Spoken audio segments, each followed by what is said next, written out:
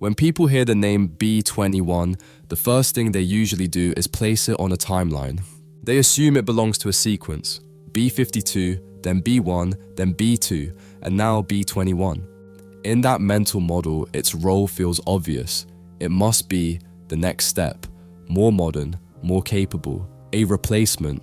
That instinct is understandable. It is also misleading, because the way a system is used, protected, and kept alive tells you far more about its purpose than where it sits in a lineup. And when you look at how the B-21 is being treated, it does not behave like a platform designed for a single defining moment. It behaves like something meant to remain usable long after decisive moments stop being predictable.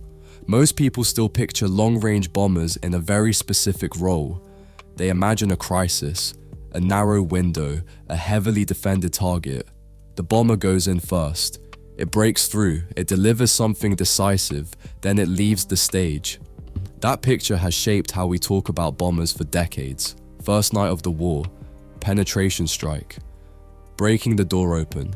In that framework, survivability is about making it through once. Stealth is about slipping past defenses at the critical moment. The platform's value peaks at the beginning, then rapidly declines.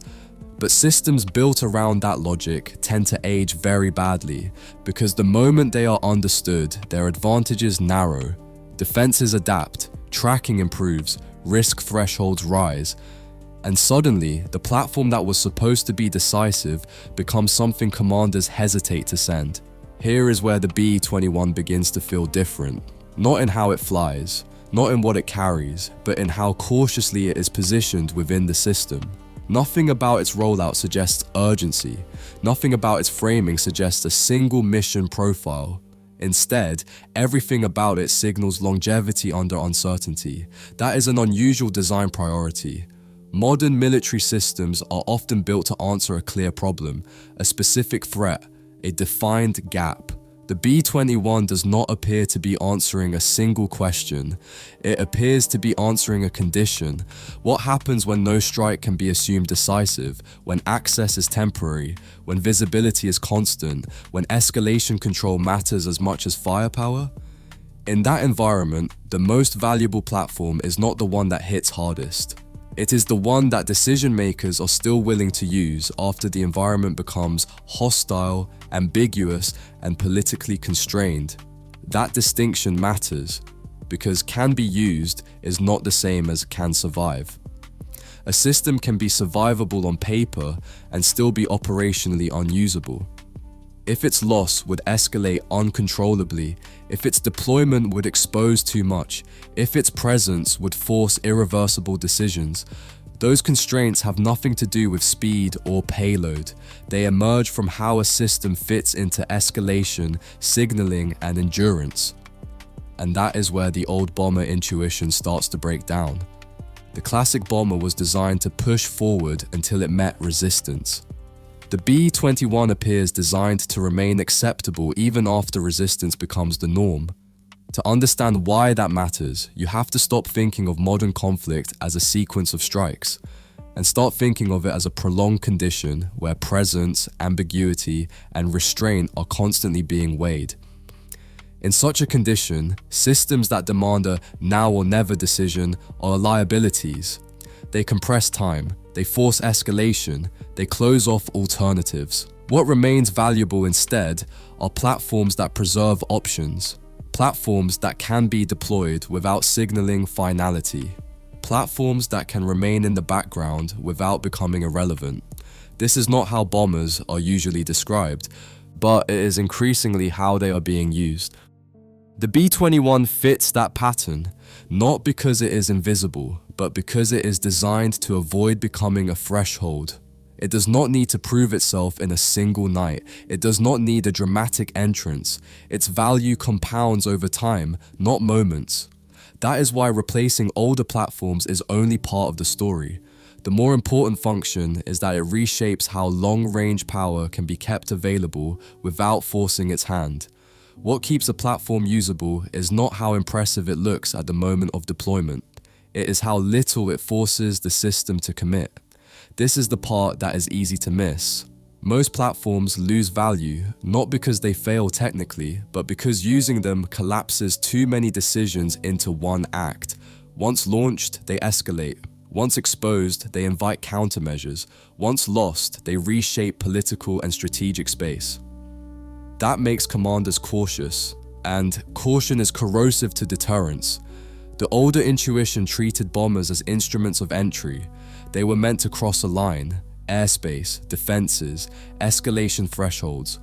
Their job was to break the situation open, but in a world where conflicts no longer cleanly open and close, that role becomes unstable. If every meaningful use of a platform forces a binary choice, strike or don't, then the platform will slowly stop being used. Not because it is ineffective, but because it is too final. This is where the logic behind the B-21 becomes visible.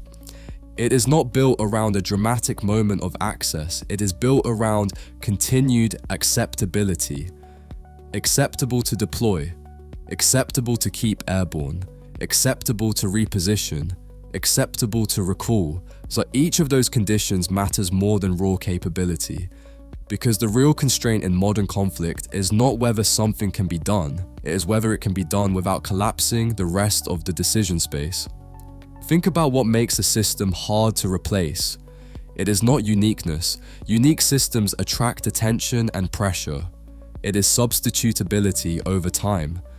A platform that can take on different roles, be integrated quietly, and removed without consequences is far harder to push out of the system.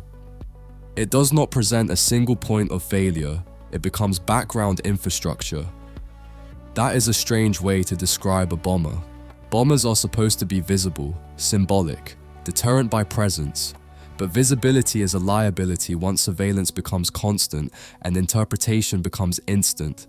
The more visible a platform is, the faster it turns into a signaling device. And once it signals, it stops being flexible. The B-21 avoids that trap by never demanding to be the center of attention. Its role is not to announce entry, it is to remain an option that does not expire quickly, an option that does not demand escalation to justify itself. That changes how it is protected, how it is scheduled, and how it is politically framed. This also explains why the platform resists being defined by a single mission. A system optimized for one decisive task ages the moment that task is anticipated. A system optimized for endurance across uncertainty ages much more slowly. Because uncertainty does not resolve, it accumulates. In that sense, the B-21 is not competing with earlier bombers on performance. It is competing with them on time. How long can this platform remain usable before it becomes too risky to deploy? How long can it stay relevant before defenses adapt around it? How long can it remain part of planning without forcing premature conclusions? Those are not engineering questions alone. They are system-level survival questions. And they lead to a subtle but important inversion. Traditionally, bombers were justified by what they could destroy.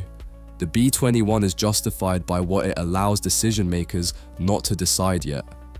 It buys time. It preserves ambiguity. It keeps options open.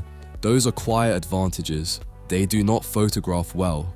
But they are the ones systems cling to when environments stop being predictable. Once you see the platform through that lens, its design logic stops looking conservative. It looks deliberate. A system built for repeated use must tolerate long periods of restraint. It must survive not just defenses, but indecision. That means it cannot rely on rare windows of superiority. It has to remain viable when superiority is partial, contested, or temporary. This is why platforms designed around first-night access tend to burn out quickly. They assume clarity, they assume a beginning, but modern conflicts often start long before anyone admits they have started, and they rarely end cleanly. In that space, systems that demand clean boundaries become awkward. The B-21 fits better because it is comfortable inside ambiguity. It does not need the environment to be permissive. It does not need the mission to be final. It just needs to remain usable under tightening constraints. That is a very different design pressure. It also explains why this platform is not treated as expendable nor as irreplaceable. Expendable systems are used aggressively, irreplaceable ones are protected excessively. Both behaviors limit usefulness. The B-21 sits in between. It is valuable enough to protect, but not so singular that its use paralyzes decision-making. That balance is rare, and it is almost never accidental. At this point, the original intuition has fully inverted. The bomber is no longer a tool for decisive entry. It is a mechanism for sustained optionality. Its presence does not resolve conflict, it stabilizes it. Not by deterring action outright, but by preventing premature closure. This is why the system keeps it, not because nothing else can strike. Plenty of systems can strike, but because very few can remain available when striking becomes politically, strategically, and operationally expensive. So the real significance of the B-21 is not what it can destroy. It is what it allows the system to delay. Delay escalation, delay commitment, delay irreversible choices. In a world where decisive moments are rare and consequences compound quickly, that may be the most valuable function a platform can serve. The B-21 is not built to break in once. It is built to remain usable after breaking in stops being the point.